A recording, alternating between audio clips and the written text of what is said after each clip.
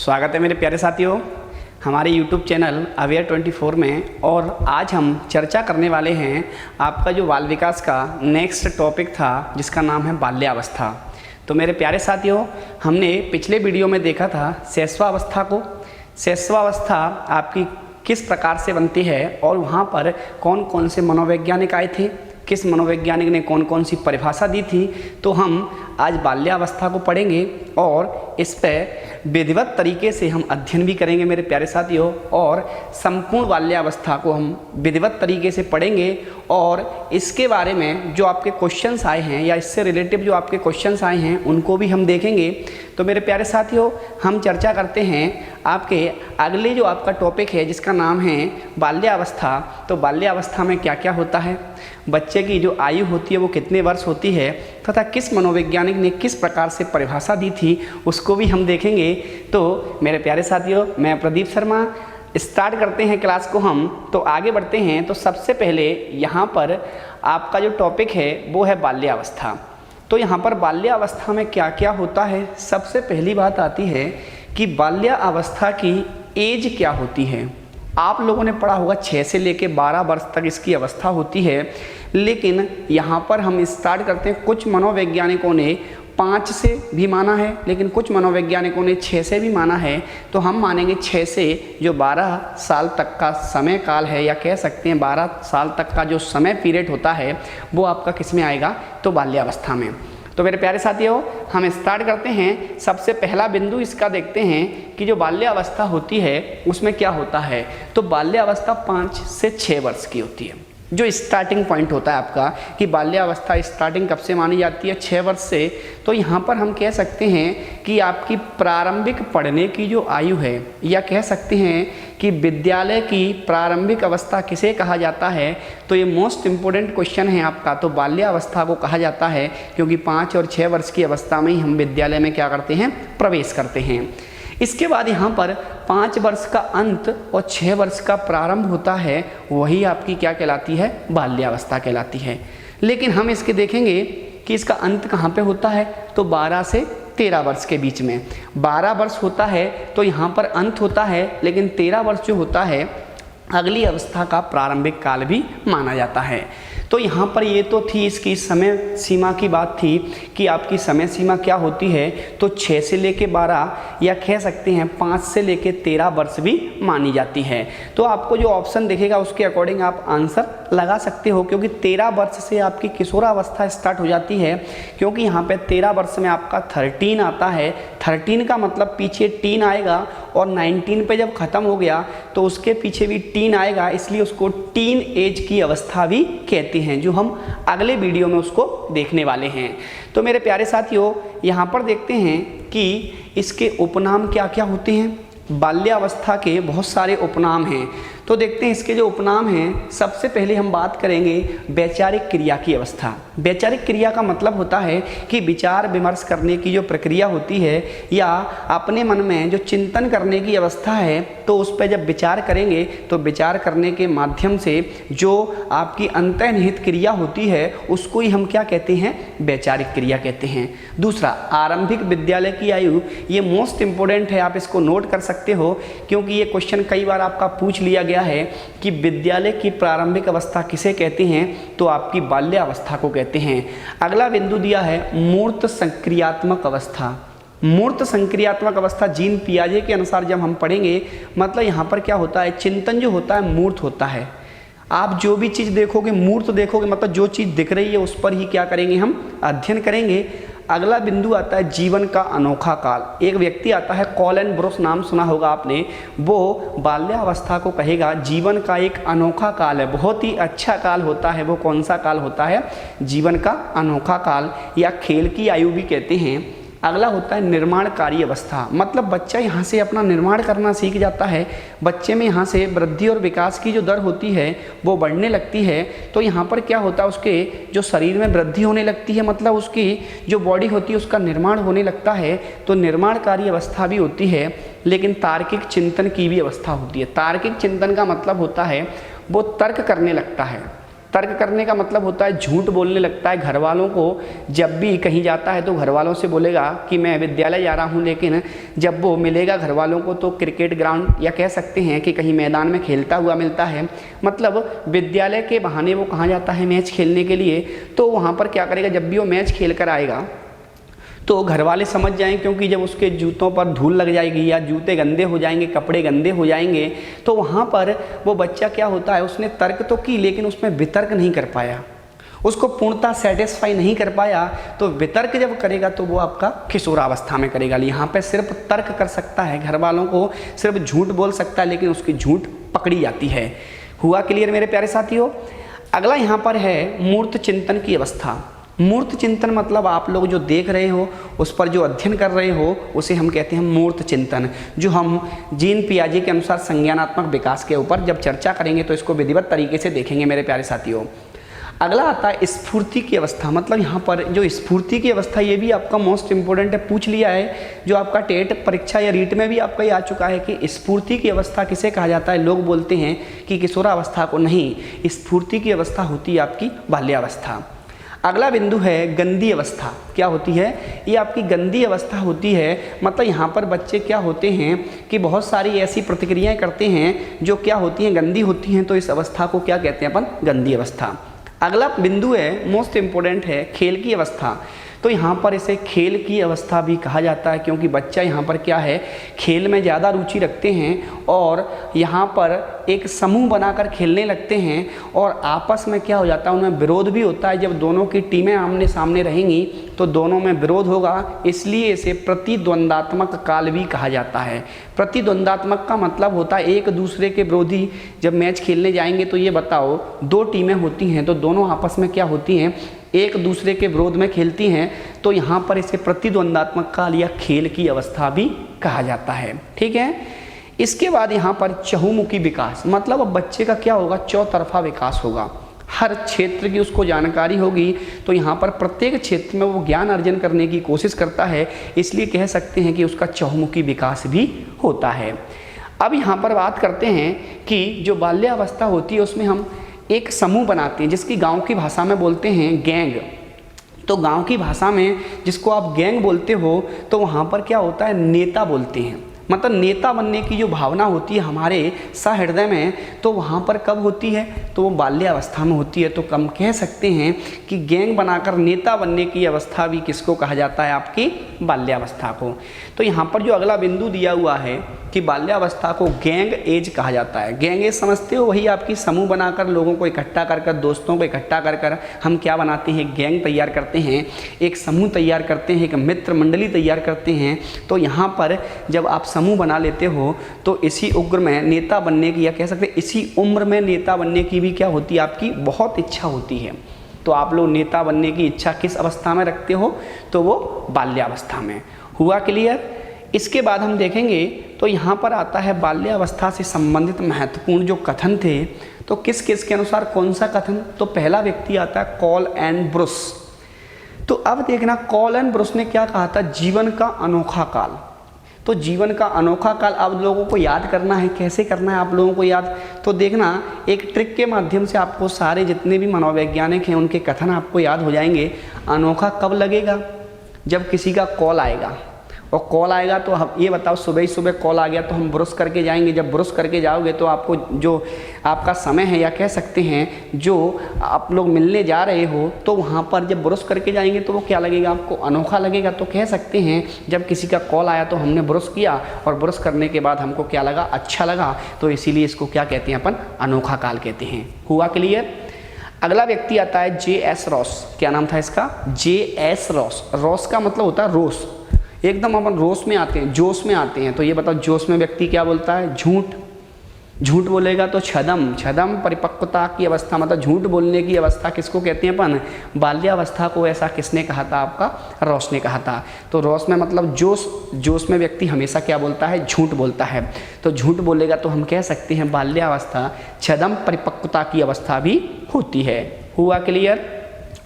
अगला व्यक्ति आता है आपका किलपैट्रिक्स। अब देखो किलपैट्रिक्स को याद करना है। किल का मतलब क्या होता है, मारना। तो ये बताओ, जब आप एक दूसरे को मारोगे तो क्या हो जाओगे, प्रतिद्वंदी हो जाओगे। प्रतिद्वंदी का मतलब एक दूसरे के दुश्मन हो जाओगे। तो जब एक दूसरे के दुश्मन हो जाओगे तो वहाँ पर क्या हो जाओगे आप, प्रतिद्वंदात्मक, मतलब किलपैट्रिक्स।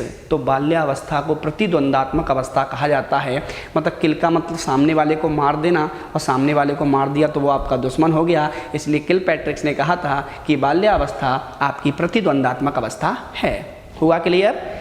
तो मेरे प्यारे साथियों आगे बढ़ते हैं। अगला व्यक्ति आया था स्ट्रेंग।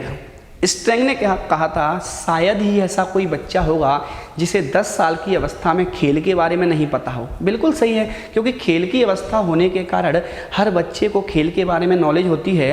तो यहाँ पर स्ट्रेंग साहब ने कहा था कि शायद ही ऐसा कोई बच्चा हो जिसे खेल के बारे में नहीं पता हो। तो यहाँ पर स्ट्रेंग का मतलब आप लोग याद रखो स्टेन। तो आपने एक नाम सुना होगा डेल स्टेन, जो साउथ अफ्रीका की टीम से खेलता है। तो ये बताओ जब वो प्लेयर है तो उसको किसके खेल के बारे में पता होगा? तो खेल के बारे में पता होगा। तो यहाँ पर स्ट्रेंग साहब ने कहा था कि शायद ही कोई ऐसा खेल होगा जो 10 वर्ष का बालक ना खेल सके। तो यहाँ पर स्ट्रेंग साहब की परिभाषा बहुत ही इम्पोर्टेंट है कि 10 साल की अवस्था में बच्चा क्या होता है, सभी खेलों से परिचित हो जाता है। अगला व्यक्ति आता है ब्लेयर जॉन्स सिम्पसन। यहाँ पर इसका नाम पूरा है टॉमी ब्लेयर। तो आप लोगों ने नाम सुना होगा। टॉमी ब्लेयर ने कहा था कि जिसमें एक व्यक्ति के बुनियादी दृष्टिकोण तथा मूल्य, मतलब उसके जो बुनियाद है उसके मूल्य आदि की सीमा निर्धारित करना। मतलब यहाँ पर बच्चे का जो मूल्य है उसकी एक सीमा निर्धारित होती है।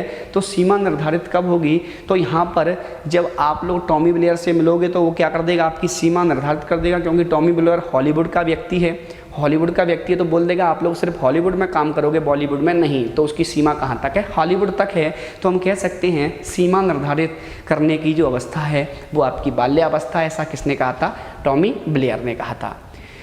अगला व्यक्ति आता है सिगमंड फ्राइड। तो सिगमंड फ्राइड ने कहा था कि बाल्यावस्था को काम की प्रसूतात्मक अवस्था भी कहते हैं। मतलब यहाँ पर काम करने की जो अवस्था है वो भी आपकी क्या है? बाल्यावस्था। इसमें क्या होता है कि बच्चे में थोड़ा आलस रहता है, वहाँ पर वो काम को कम करता है। तो यहाँ पर बाल्यावस्था को काम की प्रसूतावस्था भी कहते हैं। हुआ क्लियर? अगला व्यक्ति आएगा फिर से स्ट्रेंग। वही स्ट्रेंग है जिसने बताया था कि 10 साल का बच्चा होगा जो खेल को नहीं जानता हो। तो यहाँ पर फिर से स्ट्रेंग साहब ने कहा था कि बालक अपने को एक अति विशाल संसार में पाता है। विशाल संसार का मतलब बालक क्या होता है कि बहुत बड़े संसार में अपने को महसूस करता है। वह उनके बारे में जल्दी से जल्दी जानकारी प्राप्त भी करता है। सारी चीज़ों का ज्ञान क्या करता है? वो स्टोर करता है।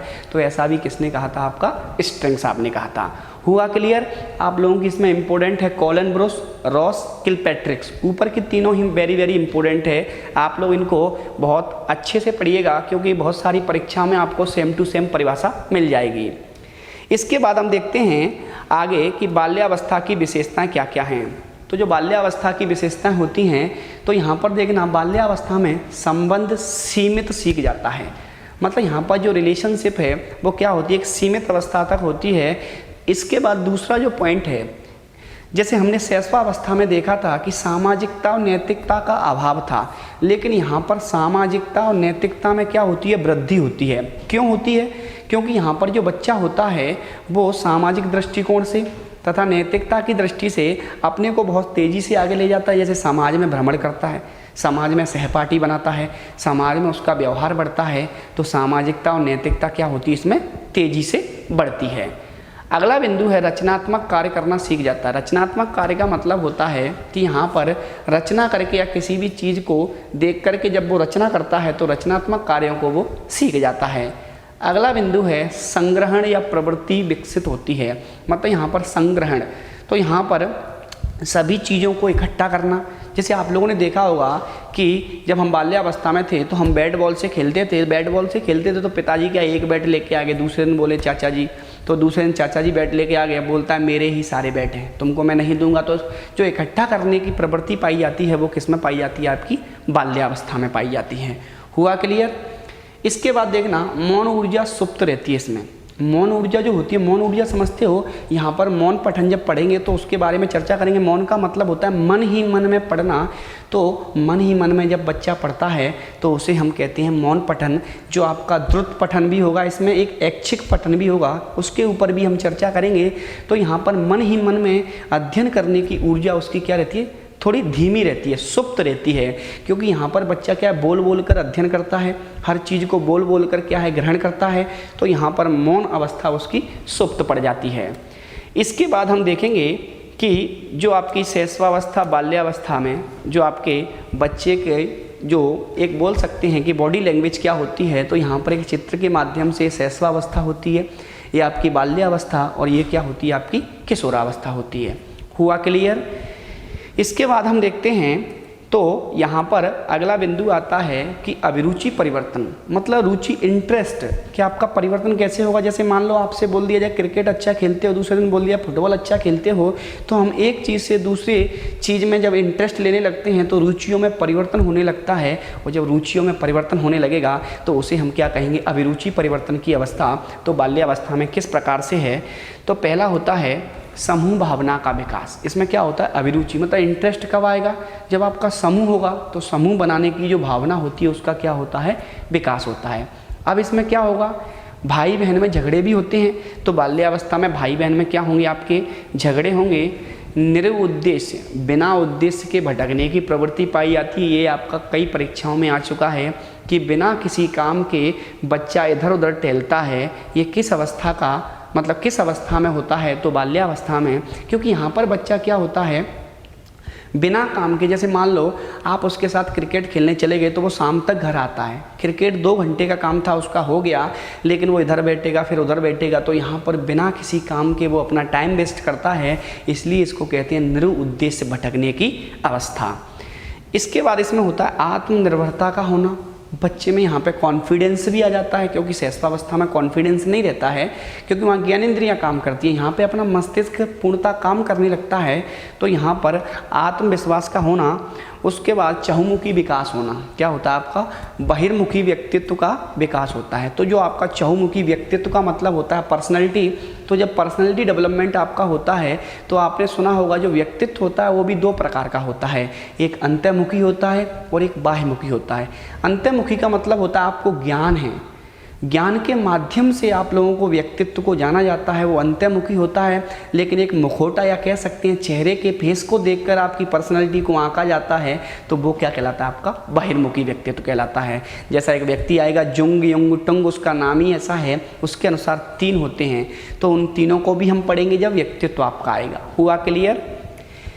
अब देखना यहाँ पर चोरी करने व झूठ बोलने की आदत विकसित होती है, बिल्कुल, क्योंकि झूठ बोलेंगे तभी तो छदम परिपक्वता की अवस्था, और चोरी करने की आदत भी इस अवस्था में होती है, तो इसे क्या कहते हैं, बाल्यावस्था कहते हैं। हुआ क्लियर?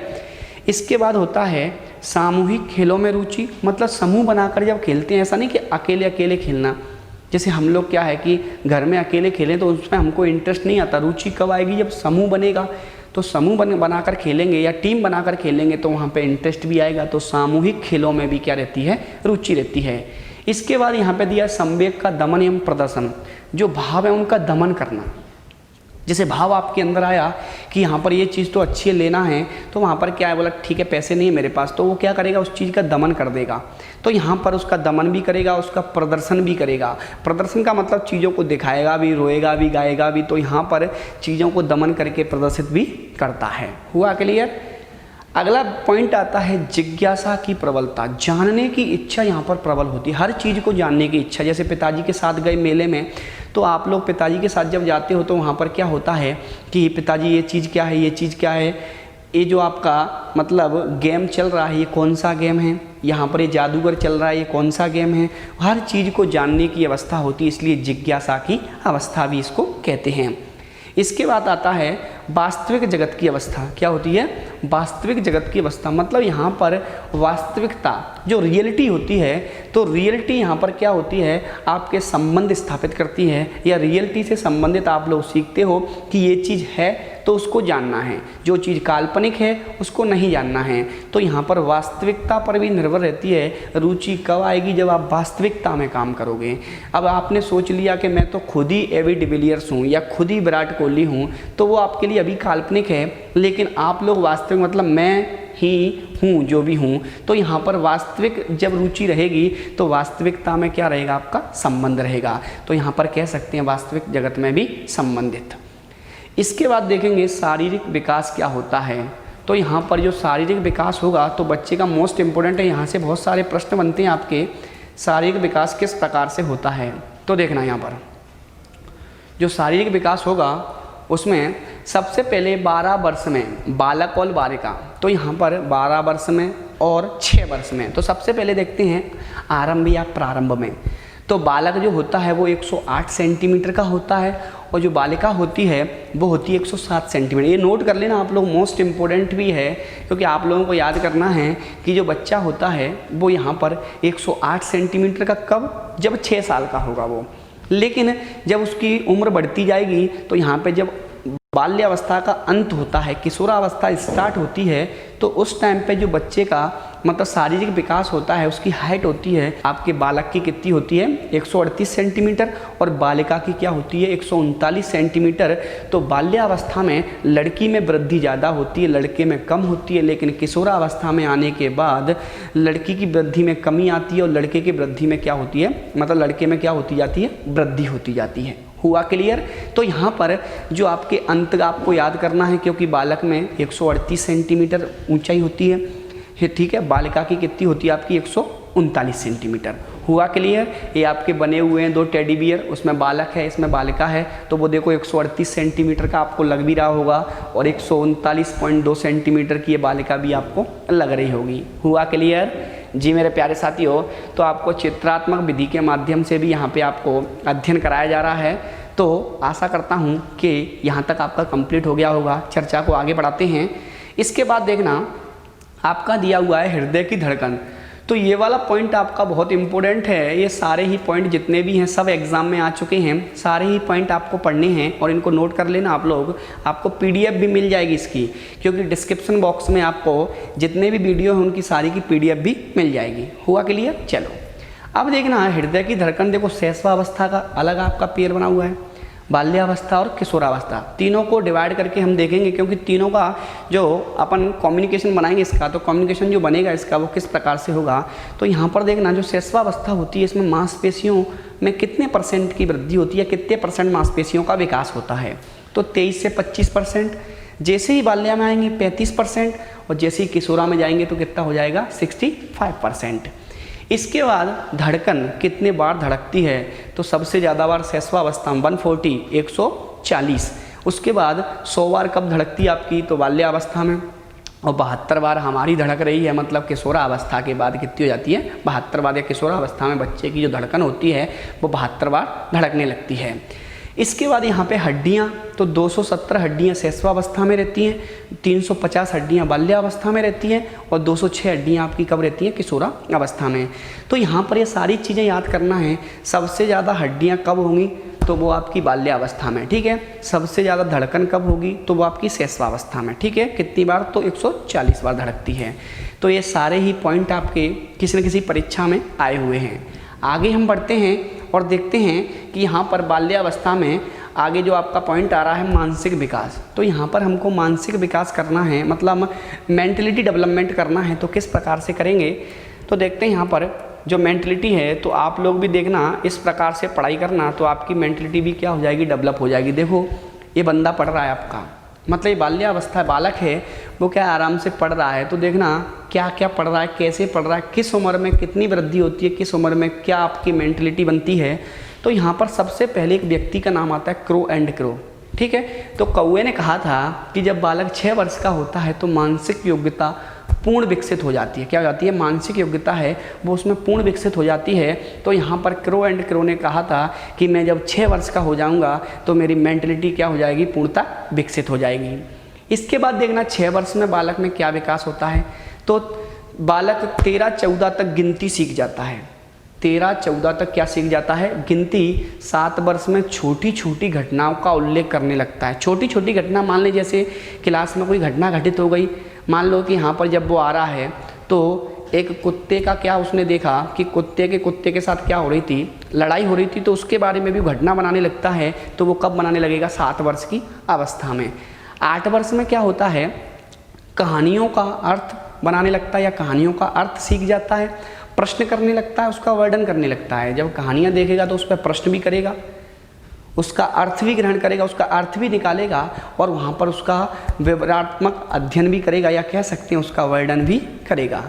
इसके बाद आपका आता है 9 वर्ष में क्या होता है, तो 9 वर्ष में उसके समय, दिन, दिनांक, मापतोल, गणना, द्रव्यमान आदि को समझने लगता है। जैसे आपने पूछा समय क्या हो गया, तो वो जब 9 वर्ष का होगा तो समय भी आपको एक्यूरेट बताएगा, द्रव्यमान भी, उसको भार का भी पता चल जाए कितना भार होता है, कैसे क्या होता है, ठीक है। तो ये सारी चीज़ें आपकी 9 वर्ष में कंप्लीट हो जाती हैं। तो यहाँ पर हमको कुछ नहीं करना, 13 से 14 तक गिनती, 6 वर्ष में, 7 वर्ष में घटनाओं पर आधारित, मतलब कोई भी घटना होगा उसका उल्लेख कर देगा, 8 वर्ष में कहानियों के अर्थ, उसके प्रश्न करना और वर्णन करना, और 9 वर्ष में समय बताना, मापतोल संबंधी कोई भी घटना, या कह सकते हैं कि भार वगैरह, ये सारी चीज़ें आपको कब पता चलती हैं, तो 9 वर्ष की अवस्था में। इसके बाद हम देखेंगे कि यहाँ पर जो मानसिक विकास 10 वर्ष में कितना होता है, तो 10 वर्ष में बालक द्रुत गति से पढ़ने लगता है। द्रुत का मतलब होता है तेजी से। अब यहाँ पे द्रुत गति हम पढ़ेंगे, जो द्रुत आपका पठन भी होता है, एक द्रुत का मतलब होता है रिवाइज जब करते हैं अपन जल्दी जल्दी, तो यहाँ पर बालक द्रुत गति से पढ़ने लगता है। तार्किक निरीक्षण क्षमता विकसित होने लगती है, मतलब तर्क शक्ति बोल सकते हैं। यहाँ पर जो तर्क शक्ति है, रीजनिंग बोलते हो, तो यहाँ पर जो उसकी मेंटलिटी है वो तर्क करने लगती है, तो तार्किकता में क्या होता है, उसका विकास होने लगता है, उस पर निरीक्षण भी करने लगता है, उस पर परीक्षण भी करने लगता है। तो वो कब, आपका 10 वर्ष की अवस्था में। इसके बाद यहाँ पे 11 वर्ष में कठिन शब्दों को समझना, कठिन शब्दों को वो क्या करेगा, उसमें अंतर जानना, उसमें तुलना करना, मतलब यहाँ पर डिफरेंस और जो कंपैरिजन है वो कब कर पाएगा, तो 11 वर्ष की अवस्था में। तो देखते हैं, अंतर और तुलना करने लगता है, जिज्ञासा की योग्यता भी क्या होती है, उसकी विकसित होती है। तो मेरे प्यारे साथियों, 11 वर्ष आपके लिए इंपॉर्टेंट है कि शब्दों में तुलना और अंतर कब करना सीख जाता है, तो बच्चा 10 वर्ष की अवस्था में जो आपकी तुलना करना भी सीख जाता है और अंतर भी करना सीख जाता है। इसके बाद 12 वर्ष की अवस्था में कार्यकरण स्थापित करने लगता है, समस्या समाधान को विकसित करने लगता है, मतलब जो उसकी समस्या है उसका सॉल्यूशन भी निकालने लगता है। तो वहाँ पर समस्या समाधान विकसित कब होगा, तो 12 वर्ष की अवस्था में होगा। हुआ के लिए मेरे प्यारे साथियों, तो 10 वर्ष में गति तेज हो जाती है, 11 वर्ष में कंपैरिजन करने लगता है, 12 वर्ष में समस्या समाधान करने लगता है, ठीक है। इसके बाद हम देखेंगे समलैंगिकता का भाव क्या होता है। समलैंगिकता का मतलब होता है व्यवहार कैसे होता है उसका, समान लिंग के प्रति या विपरीत लिंग के प्रति। तो बाल्यावस्था का एक इम्पोर्टेंट पॉइंट है कि बालक का जो दोस्त होगा वो बालक होगा, मतलब लड़के का दोस्त लड़का होगा, लड़की की जो दोस्त क्या होगी, लड़की होगी। लेकिन जैसे ही किशोरावस्था में जाएंगे उसका क्रॉस मल्टीप्लिकेशन हो जाता है, लड़के का दोस्त कौन होगा, लड़की, और लड़की का दोस्त कौन होगा, लड़का। तो यहाँ पर समलैंगिकता का भाव जो पाया जाता है वो कब आता है आपका, तो बाल्यावस्था में, क्योंकि समान लिंग के प्रति बच्चा आकर्षित होता है। और जैसे ही किशोरावस्था में जाएंगे तो विपरीत लिंग के प्रति क्या होने लगता है, वो आकर्षित होने लगता है। तो यहाँ पर देखना, बालक स्वयं मित्र का चयन करता है, उनके आदर्शों तथा मध्य होने वाले विचारों को अपनाता है। मतलब स्वयं मित्र का क्या करेगा, चयन करेगा, मेरा मित्र कौन है, जैसे राहुल है, सोहन है, कोई भी है, तो यहाँ पर चयन करता है और उनके मध्य जो विचार विमर्श है उस पर क्या करने लगता है, मतलब डिसीजन लेने लगता है।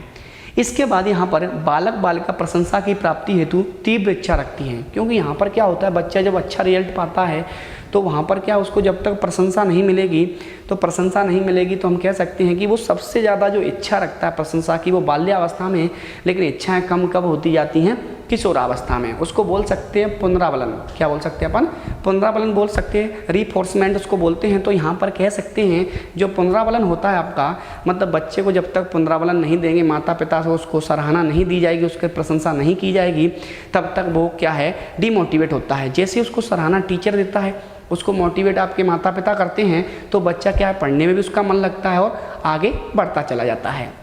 इसके बाद जो बाल्यावस्था का जो बालक होता है अपने विद्यालय, परिवार, आसपास के व्यक्तियों के बारे में कोई गोपनीय बात का पता करना चाहता है। अब यहाँ पर एक और चीज़ होती है, जैसे जो बालक देखे होंगे आपने 10-12 साल के होते हैं, वो क्या होता है, कोई गोपनीय चीज़ होती है, जैसे रहस्यमय चीज़ होती है, उसको जानने की उनमें क्या होती है, प्रबलता पाई जाती है, प्रवृत्ति पाई जाती है। और यहाँ पर इस बात को सबसे पहले बताकर अपने आप को गौरवान्वित महसूस करते हैं, मतलब उस महत्वपूर्ण बात को खोजकर, जो चीज़ किसी को नहीं पता है, गोपनीय चीज़ है, रहस्यवादी चीज़ है, कह सकते हैं छायावाद युगीन कोई कविता है, तो वहाँ पर रहस्यवादी चीज़ों को बच्चा खोजता है और उसको सबसे पहले बता देगा, तो उसको बड़प्पन भी मिलता है। ये भी आपका कब होता है, तो आपका बाल्यावस्था में। जैसे रहस्य में आपको पता होगा, रहस्य में बहुत सारी कहानियाँ होती हैं जिनमें रहस्य छिपा होता है। एक एग्जाम्पल के तौर पे मैं आप लोगों को बता देना चाहता हूँ, आपने बाहुबली मूवी देखी होगी, तो बाहुबली में क्या था, जब पार्ट पहला आया तो रहस्य था कि कैसे मरा, क्यों मरा, किसने मारा, लेकिन पार्ट जब 2 आया तो पता चला कि आखिर बाहुबली को कटप्पा ने क्यों मारा। तो यहाँ पर कॉन्सेप्ट आपका आता है कि बाहुबली को कटप्पा ने क्यों मारा, कैसे मरा, यही आपका रहस्य कहलाता है। हुआ क्लियर जी मेरे प्यारे साथियों? तो यहाँ पर आप लोगों को समलैंगिकता का जो भाव था वो मैंने आपको बता दिया कि लड़के का दोस्त लड़का और लड़की की दोस्त लड़की होगी। हुआ क्लियर? तो मेरे प्यारे साथियों, मैं आशा करता हूँ कि आप लोगों को यहाँ पर बाल्यावस्था समझ में आया होगा। इसके बाद हम अगले वीडियो में किशोरावस्था के ऊपर चर्चा करेंगे। तो आज की वीडियो आपको बहुत अच्छी लगी होगी क्योंकि इसमें बहुत सारे पॉइंट थे जो आपको नहीं पता था। इसलिए हमारे YouTube चैनल अवेयर 24 को सबसे ज़्यादा सब्सक्राइब कीजिए, लाइक भी कीजिए, और जो भी त्रुटियां हैं या जो भी आपके प्रश्न हैं उसको कमेंट के माध्यम से हम तक पहुंचाइए। तो मेरे प्यारे साथियों, मैं आशा करता हूं कि आप लोग इसी प्रकार कंटिन्यू हमारे साथ बने रहेंगे और हम आप लोगों को डेली एक वीडियो जो मिलेगी आपको बाल विकास की, डेली आपको वीडियो प्रोवाइड कराएंगे और आपको अच्छे से अच्छा मैटर देंगे जिससे आप लोग भी सफल हो सकें। तो मेरे प्यारे साथियों, यहाँ पर अगले वीडियो में मिलते हैं। धन्यवाद।